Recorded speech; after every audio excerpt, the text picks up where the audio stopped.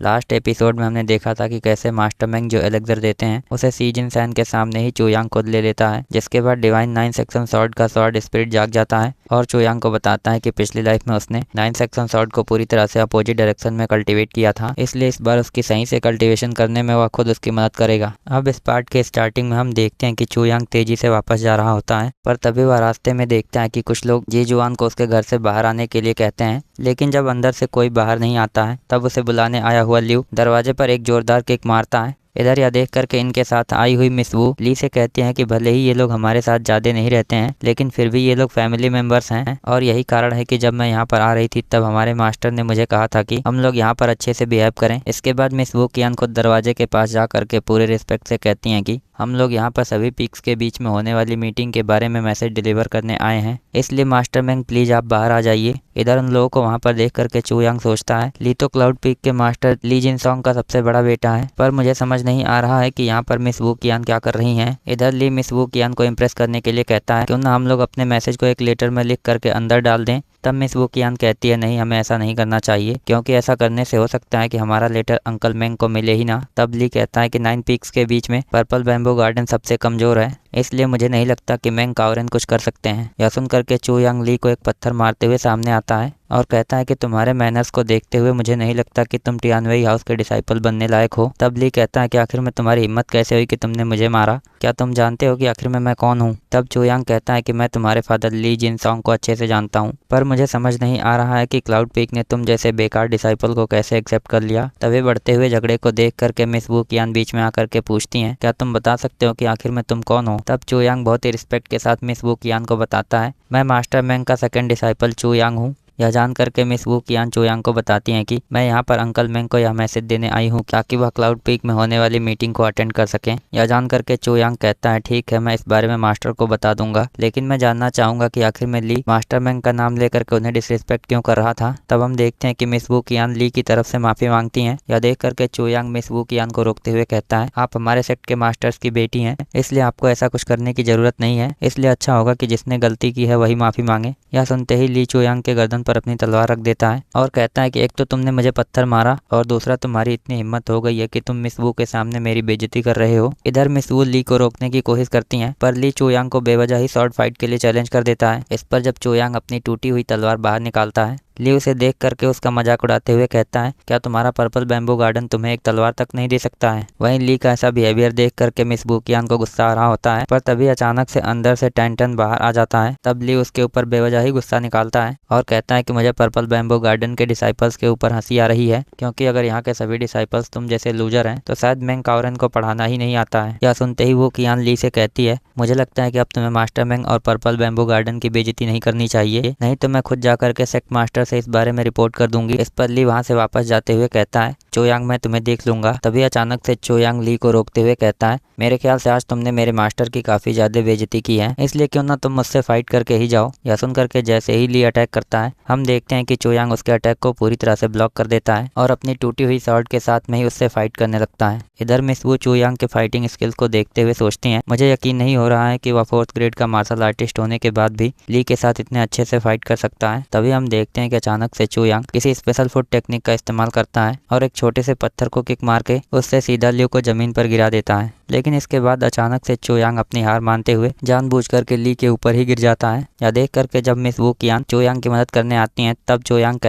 तब चोयांग हार जाने की नकली एक्टिंग करते हुए कहता है आप यह मत भूलिएगा कि यहाँ पर जो कुछ भी हुआ है वह बस मेरे मास्टर के रिस्पेक्ट के लिए था। इस पर मिस वू कियान पहले उसे खड़ा होने में मदद करती हैं, जिस पर अब चोयांग मिस वू कियान के सामने एकदम इनोसेंट बनते हुए कहता है क्या आप मेरे लिए बस इतना फेवर कर सकती हैं कि अगर इसके बारे में सेक्ट मास्टर कुछ पूछते हैं तो आप उन्हें इतना बताना कि ली मेरे साथ कॉम्पीट करना चाहता था। यह सुन करके मिस वू कियान ऐसा करने के लिए मान जाती हैं, लेकिन हम देखते हैं कि इसके बाद भी चोयांग चोट की एक्टिंग करते हुए उनके सहारे के साथ खड़ा होकर के ली को जलाने लगता है। इधर ली चोयांग को मिस वू कियान के पास देख करके फिर से उसे अपनी तलवार से डराते हुए कहता है तुम जल्दी से मेरी मिस वू कियान से दूर हट जाओ। यह सुन करके चोयांग कहता है तुम मिस वू कियान को अपनी मिस वू कियान कह रहे हो, इसलिए कहीं ऐसा तो नहीं कि तुम यह सब कुछ करके बस मिस वू को इम्प्रेस करना चाहते थे। इस पर ली बातों को संभालने के लिए चिल्लाते हुए कहता है चोयांग मैं तुम्हें नहीं छोड़ूंगा। लेकिन तभी हम देखते हैं कि वहाँ पर सी जिनसैन पहुंच जाता है और कहता है कि आखिर में पर्पल बैम्बू गार्डन में कौन प्रॉब्लम क्रिएट कर रहा है। वहीं चोयांग उसे वहाँ पर देख करके ली की तरफ इशारा करते हुए बताता कहता है कि इस इंसान ने यहाँ पर सभी के सामने हमारे मास्टर की बेइज्जती की है। इधर सी जिनसेन जैसे ही मिस वू कियान को वहाँ पर देखता है, वह तुरंत मिस वू कियान को इम्प्रेस करने के लिए उनसे बातें करने लगता है। इधर चो यांग उन लोगों को बातें करते हुए देख करके सोचता है, मुझे यह नहीं पता था कि सी जिनसेन भी मिस वू कियान को पसंद करता है, इसलिए क्यों ना मैं ली को थोड़ा सा जेलस फील करवाऊँ,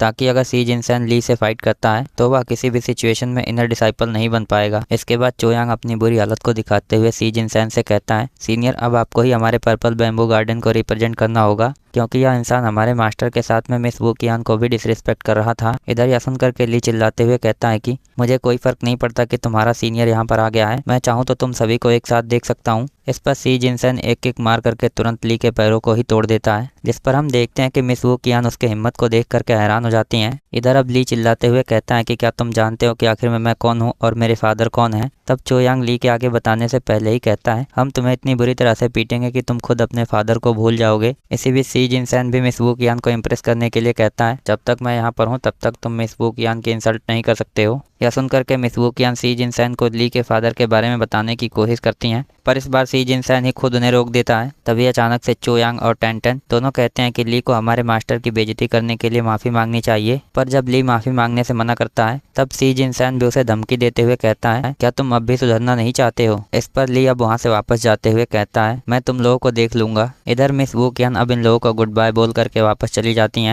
तब चो यांग ली जिनसेन से कहता है, सीनियर आपने जो किया उससे जरूर मिस वू कियान इम्प्रेस हुई होंगी। इस पर सी जिनसेन पूछता है, आखिर में यह ली कौन था, क्योंकि यह बार बार मुझे अपने फादर की धमकी देने की कोशिश कर रहा था। तब चो यांग कहता है, ली आपको बताने तो जा रहा था कि उसके फादर क्लाउड पीक के ली जिनसेंग हैं। तब हम देखते हैं कि यह सुनते ही ली जिनसेन हैरान हो जाता है और वह सीधे चो यांग से कहता है, तुमने मुझे पहले क्यों नहीं बताया कि वह क्लाउड पीक के मास्टर ली जिनसेन का बड़ा बेटा है। इधर इस पर चो यांग इनोसेंट बनते हुए कहता है, वह तो खुद अपने पेरेंट्स के बारे में आपको बताने जा रहा था, लेकिन आपने ही उसे बोलने नहीं दिया। तब ली जिनसेन लगभग रोते हुए कहता है, उसके फादर केवल क्लाउड पीक के लीडर ही नहीं है, वह तो पीक्स के बीच में होने वाले कंपटीशन के भी लीडर हैं, जिसका मतलब है कि अब मेरा इनर डिसाइपल बनने का सपना नहीं पूरा होगा। इसके बाद सी जिनसेन वहाँ से गुस्से में चला जाता है। तब हमारा सीन शिफ्ट होकर के क्लाउड पीक में चला आता है, जहाँ पर हम देखते हैं कि क्लाउड पीक के 3 एल्डर्स टियानवे सेट को 2 किंगडम के बीच में चल रही जंग से बचाने के बारे में डिस्कस कर रहे होते हैं। लेकिन तभी ली वहाँ पर अपनी टूटी हुई टांग के साथ पहुँच जाता है, जिसे देखते ही उसके फादर पूछते हैं कि आखिर में तुम्हारे साथ या किसने किया। तब ली बताता है कि मेरे साथ ऐसा पर्पल बैम्बू गार्डन के डिसाइपल्स ने किया है।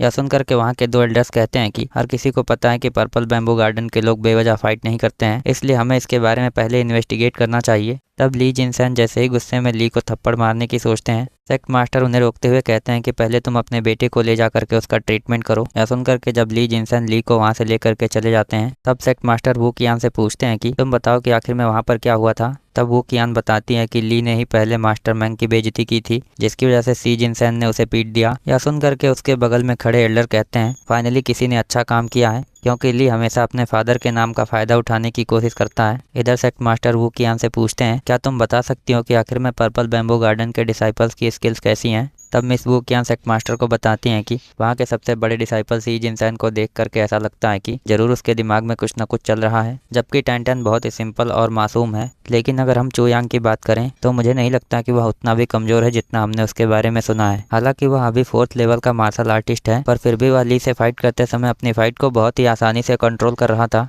इसलिए यह भी हो सकता है कि चो यांग अपनी स्ट्रेंथ को छुपा रहा है। यह सुनकर के सेक्ट मास्टर चो यांग के नाम को एक जगह पर लिखते हैं और वू कियान से कहते हैं कि तुम थोड़े दिनों के लिए चो यांग पर नजर रखो। इसके बाद हमारा सीन शिफ्ट होकर के पर्पल बैम्बू गार्डन पवेलियन में चला आता है, जहाँ पर हम देखते हैं कि रात के समय टेंटन जुगनुओं से खेल रहा होता है, जबकि दूसरी तरफ चो यांग जू वेई को मिस कर रहा होता है। वहीं वह उसे याद करते हुए सोचता है कि अगर मैं अपने स्ट्रेंथ को इम्प्रूव करके पीक कंपटीशन को जीत जाता हूं, तभी मुझे जू वेई से मिलने का मौका मिलेगा। इसी के साथ हमारा यह एपिसोड यहीं पर एंड होता है। तो I hope you guys like this video and subscribe my channel. और अगर आपने लास्ट पार्ट ना देखा हो तो लेफ्ट वाली वीडियो पर क्लिक करके देख सकते हैं।